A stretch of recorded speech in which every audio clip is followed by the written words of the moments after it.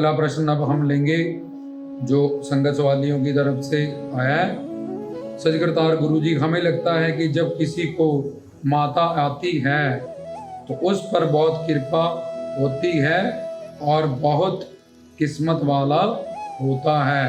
सच में हम ज्ञान से इतनी दूर हैं, कृपा करके समझाइएगा।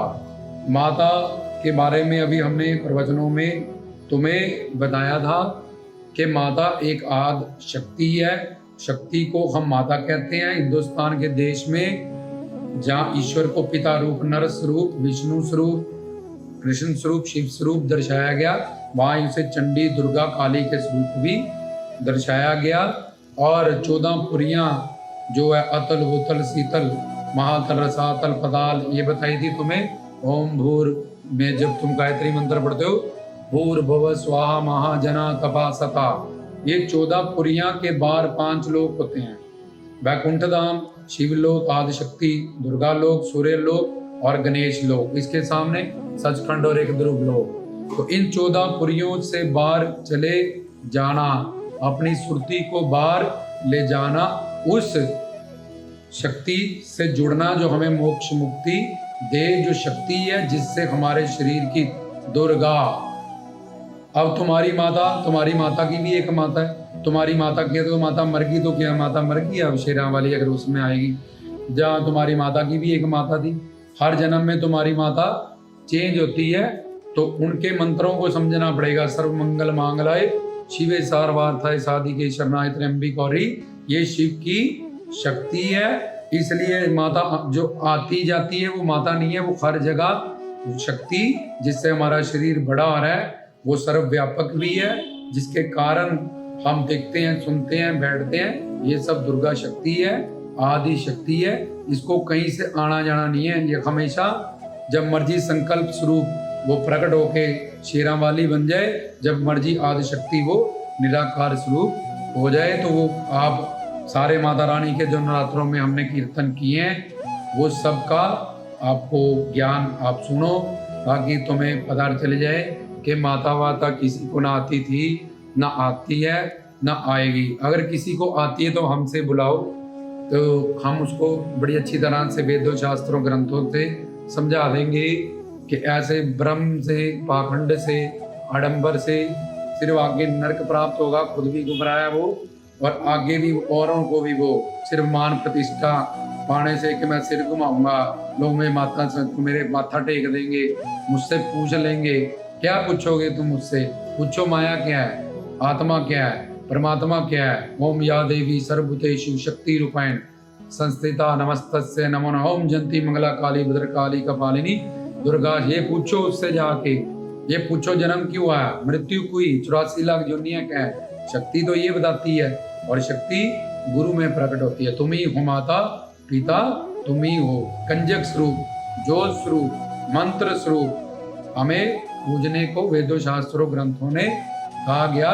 तो ये हमने सारा उस बातों से सिद्ध किया था कि इस मानव शरीर में, जिसमें मल मूत्र और इसके पसीने की खुशबू, देवता के शरीर में खुशबू आती है और इसके पसीने की बदबू आती है, और अनंत जन्म का ये पापी है, संचित कर्मों से युक्त है, 3 गुण 4 ताप। इसमें माता क्या है, इसमें तो करंट इसको लग जाए तो वही इससे बर्दाश्त नहीं है, और इसको गर्म पानी नहीं ये शरीर पी सकता, ठंड नहीं बर्दाश्त कर सकता। शेर माता आती है, इसको शेर पे बिठा भाग जाएगा, वहां से माता बोले ही मैंने मरना है, वहां शेर के सामने जाके घर पे चूहा निकल जाए उससे भाग जाते हैं लोग। तो ऐसी सब बातों से, आडंबरों से, पाखंड से जिन्होंने तुम्हें इन भ्रम में डाला है, वो भी भोले भाले हैं, और आप भी भोले भाले हो। माता माता किसी को ना आती थी, ना आती है, ना आएगी। क्यों? माता जाती नहीं। माता तब जाएगी जब मृत्यु होगी, ये शक्ति जब निकल जाएगी। वो 24 घंटे 8 दिशाओं से 8 पैर हमारे साथ रहती है। वो शक्ति रूपायन है। ओम या देवी शक्ति रूपायन। मैं शक्ति हूँ, कोई औरत नहीं हूँ, वो कह रही है। शक्ति को समझो जो दोनों में प्रकट हूँ। ध्यानु भक्त के पास तो सिर काटने के बाद माता आई, तो उसके पास सिर घुमा दो, ध्यानु भक्त भी सिर घुमा लेता बैठ के, तो उसको क्या जरूरत थी माता रानी को।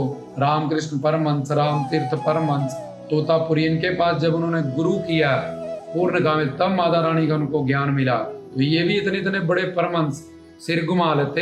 एक फोन है, उसको वाइब्रेशन पे लगा दो तब भी वो नोकिया का है, उसको रिंग पे लगा दो तब भी वो नोकिया है। ऐसे कोई सिर घुमाए तब भी वो नॉर्मल लेडी है। बंदा चाहे वो माता बनने की एक्टिंग करे, जैसे वो फोन वाइब्रेशन पे चला गया, ट्यून पे चला गया, पर वो नोकिया का ही रहा, वो सैमसंग नहीं हुआ। ऐसे वो सिर घुमाए, पुट्ठी हो जाए, नाचे, जीव निकाले, उसमें कोई माता माता नहीं आती। वो बेचारी, जब बेचारा बड़ा भोला भाला है, उसको थोड़े सही गुरु की जरूरत है और शास्त्रों को समझने की जरूरत है। ऐसा क्यों होता है हम आगे बताएंगे कि ये चौकियों का पाखंड आडंबर क्यों शुरू हुआ, कैसे हमारी बुद्धि इसमें फंस जाती है, किन दोषों के कारण। पर इन सब बातों से और रब्बी उपदेश में जो माता रानी के प्रवचन हुए, हमने सिद्ध किया कि माता वाता किसी में ना आती थी, ना आती है, ना जाती है। तो आने जाने वाली माता है नहीं, दुर्ग तुम्हारा शरीर, दुर्गा उसमें जो शक्ति है, ये तुम्हें उन प्रवचनों में हमें सिखाया था। तो ये हुआ अगला सवाल, कैसे भ्रम में मत फंसो तुम, नहीं तो तुम्हारा भी नुकसान होगा। करने वाला तो नरक जाएगा ही, उसको मानने वाला भी जो पाप में, झूठ में, पाखंड में, आडंबर में हिस्सा डालता है, जो उसको माथा टेकता है, फिर उसको भी आगे हिसाब देना पड़ता है। तो इन सब बातों की हमने समझ करनी है।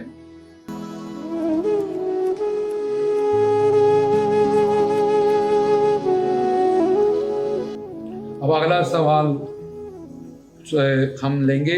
गुरुजी सचकृतार्थी अली जी पर ज्ञान प्रवचन करना। अली जी कौन थे? पिक्चर में दिखाते हुए बच्चे उठाए हुए जो बच्चे कौन हैं? अली अली का क्या मतलब है? तो मोहम्मद सल्लल्लाहु अलैहि वसल्लम, जिन पे कुरान शरीफ अल्लाह के घर से उतरा, नाजिल हुआ, पैगंबर, जैसे हम कहते हैं यहाँ विष्णु के अवतार हैं, 10 गुरु हैं, ऐसे ही सुफियाने में, इस्लाम में पैगंबरों का सिलसिला चलता। आदम, डेविड, नूहा, मूसा, यूसुफ, इब्राहिम, ऐसे करके आदम, नूह, डेविड, इब्राहिम, यूसुफ, मूसा, ईसा, फिर मोहम्मद सल्लल्लाहु अलैहि वसल्लम, जिन पे कुरान उतरा। ऐसे ही पहले की आसमानी किताबें अलग अलग, तौरात, ज़बूर, इज़राइल, ये भी आसमानी किताबें हैं। तो जिन पे जैसे गुरु नानक देव जी पे कुरान श्री गुरु ग्रंथ साहिब की बाणी उतरी थी सचखंड से, ऐसे ही जिन पे सचखंड कह लो, खाने काबा कह लो, जन्नत कह लो, जिन पे कुरान शरीफ नाजिल हुआ, मोहम्मद सल्लल्लाहु अलैहि वसल्लम, उनके जवाई का नाम है, दामाद का नाम है हजरत अली, जिनसे उनकी बेटी बीबी फातिमा की शादी हुई थी। तो वो हजरत अली है। फिर उन्होंने आगे, वो बहुत बहादुर थे, उन्होंने जंग लड़ी थी। ये भूत प्रेत उस वक्त क्या होता था कि हमारे घर में जो मर जाते थे, उन्हीं को जठेरे बना के लोग उन्हीं की पूजा करते थे, पितृ पूजा, भूत परस्ती कहते हैं इसको। तो उसी को बलियां लगाते थे, उसी से दसवंध चढ़ाते थे, उन्हीं से ही उनको लगता था मर गया तो अल्लाह बन गया। तो इस चीजों को रोकने के लिए, ऐसे अज्ञानता को, मोहम्मद जी पे कुरान शरीफ नाजिल हुआ। तो वो सैयद कुल से थे, उनके कुल की वहां पे सदारी थी। अब्दुल्ला उनके पिता का नाम था, जो बचपन में ही गुजर गए थे। और अब्बू मतालिब जो वहाँ के सरदार थे, उनके पूर्वज, उनके पास ये सैयद कुल, वहाँ का सरदार कुल था, कफीला था। तो मोहम्मद जी पे, उन पे सब निस्बत और अकीदत रखते थे कि बहुत ईमानदार थे, हमेशा सच बोलते थे, शांति, अमन, प्रेम का, भाईचारे का प्रतीक थे। तो उन्होंने बोला अल्लाह ताला से जाके, अल्लाह ताला का जब उन पे कुरान शरीफ नाजिल हुआ तो वो कोरे अनपढ़ थे, अलिफ बे से टे गे। हमारे हिंदुस्तान में 99% जो संत हुए वो बिल्कुल कम पढ़े, या फिर वो स्कूल ही नहीं गए। कृष्ण जी तो स्कूल ही नहीं, उनके टाइम पे कोई स्कूल ही नहीं था। नानक थे, कबीर थे, फरीद थे, इन्होंने संसारिक पढ़ाइयाँ नहीं गई, ये ईश्वर की पढ़ाई जानते थे, जिससे संसारिक जो पढ़ाई है उसकी नॉलेज अपने आप हो जाती है, वैसे भी कहीं आगे काम नहीं आती। तो अलिफ बे से टे गे ये उर्दू होता है, 18 पैरे, ये सब नहीं उन्होंने पढ़ा। पर उन पे कुरान शरीफ जब नाजिल हुई, 6 कलमे उन पे उतरे, जबरील फरिश्ते के माध्यम से तो वो पढ़ने लग गए कि यार मैं तो कभी उर्दू फारसी पढ़ी नहीं, तो अल्हम्दुलिल्लाह रब्बिल आलमीन रहमान रहीम मालिकी यौमिद्दीन, क्योंकि जिसके अंदर जोत प्रकट हो जाती है उसके अंदर सब शास्त्र प्रकट, सब ज्ञान प्रकट हो जाता है। तो हजरत अली जो थे, मोहम्मद सल्लल्लाहु अलैहि वसल्लम ने खाने काबा पे चल के 2 ऐलान किए थे कि अगर मैं कहूँ कि ये सारा खाने काबा, इस पे बहुत बड़ी फौज आक्रमण करने आ रही है, क्या तुम मानोगे? तो मोहम्मद जी की बात उन्होंने कहा हम मानेंगे, क्योंकि आप सैयद कुल से हो, आपके दादा अब्बू मुतालिब जी यहाँ के सरदार है, आप ईमानदार हो, सच बोलते हो। और दूसरा उन्होंने कहा कि जो तुम पूजा ये कर रहे हो इससे नरक जाओगे, पितर लोग जाओगे, भटकोगे, ये भूत परस्ती छोड़ दो। तो सारी दुनिया यहूदी उनके खिलाफ हुए। तो उन्होंने कहा कि ऐसा कोई है जो इस बात पे यकीन करे ला इलाहा इल्लल्लाह मोहम्मद रसूलुल्लाह, कि और हजारों की भीड़ से एक बाजू पीछे खड़ी हुई, तो उसको हजरत अली कहा गया। बोले मैं अपनी बेटी की शादी ऐसे बहादुर से करूंगा जो सच बोलते हुए किसी बात से भी डरे ना, वो बहुत बहादुर थे। तो उनका नाम उन्होंने शेर खुदा शाह अली भी रखा था। फिर आगे 2 पुत्र हुए, हसन अली, हुसैन अली। और उनकी जब जंगी होती थी जिहाद धर्म की स्थापना के लिए, उन्होंने रूल बनाया था ना कोई औरतों को मारेगा ना कोई बच्चों को मारेगा। लेकिन जो उनकी दुश्मन थे, जो अज्ञानता अघोरता को फैलाने वाले, धर्म को जबरन करने वाले यहूदी लोग जो भटक चुके थे इन सब बातों से, वो बच्चों को और औरतों को भी कत्ल करते थे। तो वो उन बच्चों की उसमें सुरक्षा कर रहे हैं, क्योंकि बच्चों को बचाना, औरतों को बचाना उनका मिशन का पहला फर्ज था। तभी बुर्का भी चलाया गया वहाँ, क्योंकि वो उठा के ले जाते थे औरतों को, बहू बेटियों को, और उस जंग में बंदे शहीद हो जाते थे। तो बहुत सारी औरतें उस वक्त विडो हो गई थी, विधवा, और मर्द बहुत कम थे। इसलिए मोहम्मद जी ने कहा कि इनकी परवरिश कैसे होगी, इनको रोटी कपड़ा कैसे मिलेगा?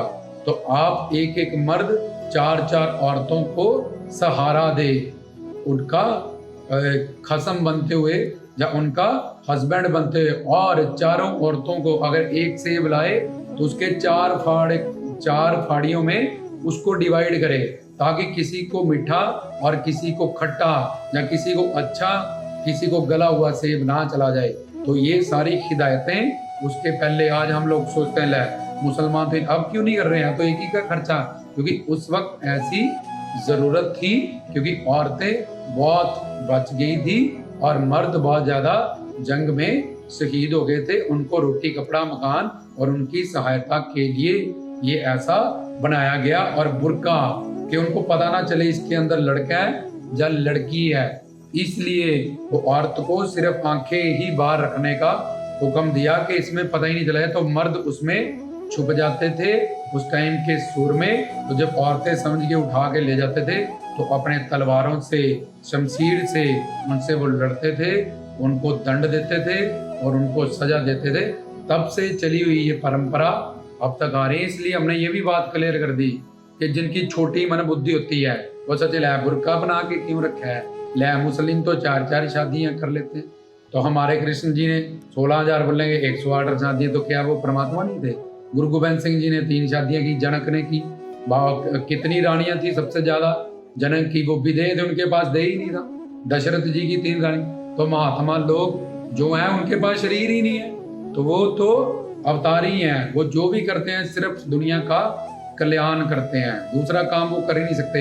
एक तो सचखंड में रहे। तो सवाल तुम्हारा पूरा हुआ कि हजरत अली कौन है। बच्चों को उस वक्त वो रक्षा करते थे, औरतों की और उनको वो बचा रहे हैं उन जालिमों से जो जुल्म कमा रहे थे, उनको कत्ल कर रहे थे, मार रहे थे। क्योंकि अगर इनके बच्चे आगे होते रहे तो वो इस्लाम पे चल पड़ेंगे, दिल जुबान से बंदगी करेंगे, दुनिया में भूत परस्ती खत्म कर देंगे।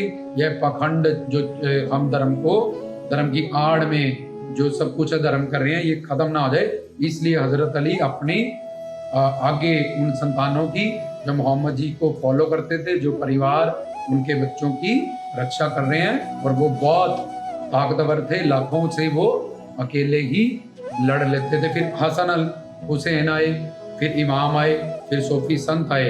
तो इस्लाम जब भी फैला तो विचारों से फैला, ना कि तलवार से फैला। इसलिए सूफी संतों से, पीर फकीरों से सारे धर्मों के लोग प्यार करते हैं, क्योंकि वो हमें धर्म जिसको धारण करना चाहे, आत्मा परमात्मा, हीर रांझा, ये सोनी महिवाल, इसमें सोनी जागीर आत्मा है और रांझा हरि गुरु भगवान परमात्मा है। ये किसी लड़का लड़की का नाम नहीं है। हीर एक ग्रंथ है वारिस शाह और बुल्ले शाह का लिखा हुआ। तो ये तुम्हारा सवाल यहाँ पे पूरा हुआ। आगे चलते हैं, अगला सवाल लेंगे। हजरत अली के बारे में भी आपको बता दिया। गुरुजी सच करतार जी, सबसे बड़ा पाप और सबसे बड़ा पुण्य कौन सा है, इस पर ज्ञान प्रकाश करना जी, आप कृपा करना।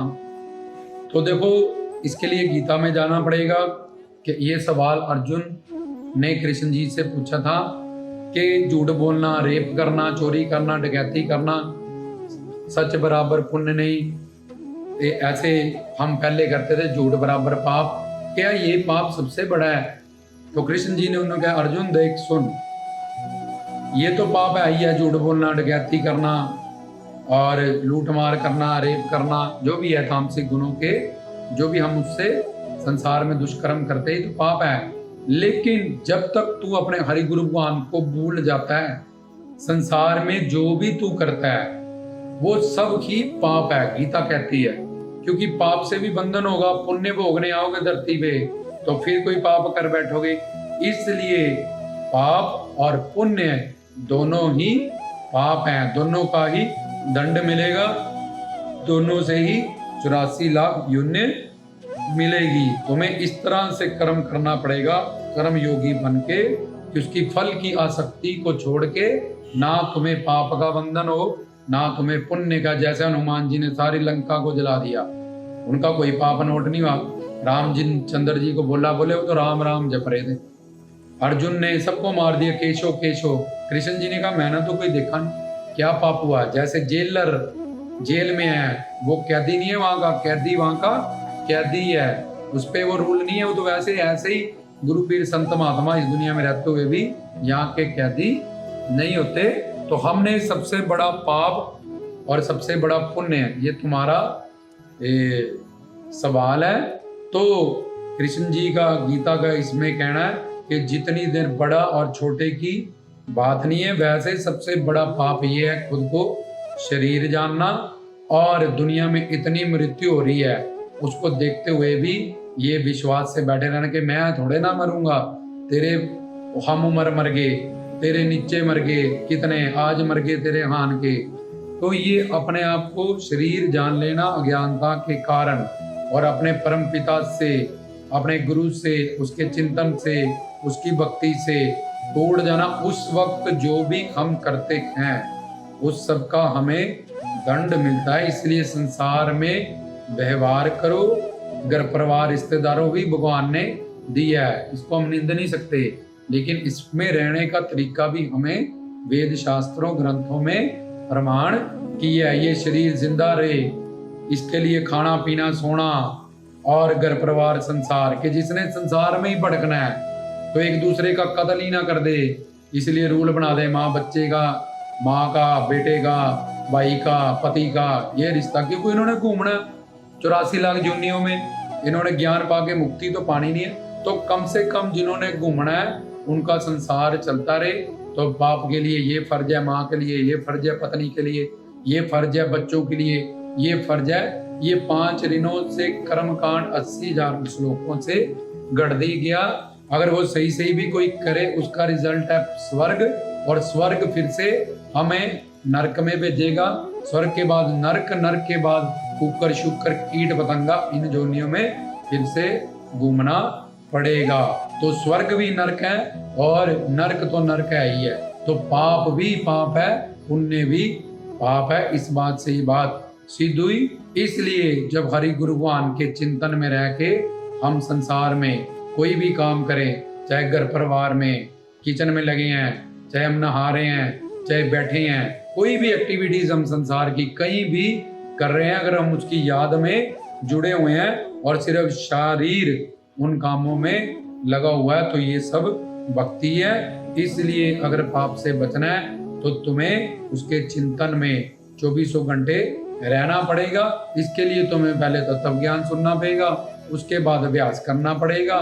तो जैसे शराबी पहले शराब को पीता है, फिर शराब शराबी को पीने लगती है, ऐसे ही जब हम चिंतन राधे नाम, वाहिगुरु नाम, अल्लाह नाम, कोई भी मंत्र उसका इतना चिंतन करते हैं, इतनी प्रैक्टिस अभ्यास कर लेते हैं, तो फिर वो मंत्र हमारी आदत बन जाता है। हम उसके बिना रह ही नहीं सकते, तो हमारे अंदर वो प्रकट हो जाता है। तो हम कुछ भी करते हुए उसके आनंद में, मस्ती में, सुकून में, क्योंकि परमात्मा सच्चिदा आनंद है, वो शब्द स्वरूप है, प्रकाश स्वरूप है, ज्ञान स्वरूप है। तो हम कुछ भी करते हुए ये त्रिगुणात्मक माया और यहाँ के संसारी हमारे मन की अवस्था को उस मस्ती से दूर नहीं कर सकते। प्रैक्टिस से ऐसा होता है। तो ये आपको पाप पुण्य का ज्ञान समझाया गया।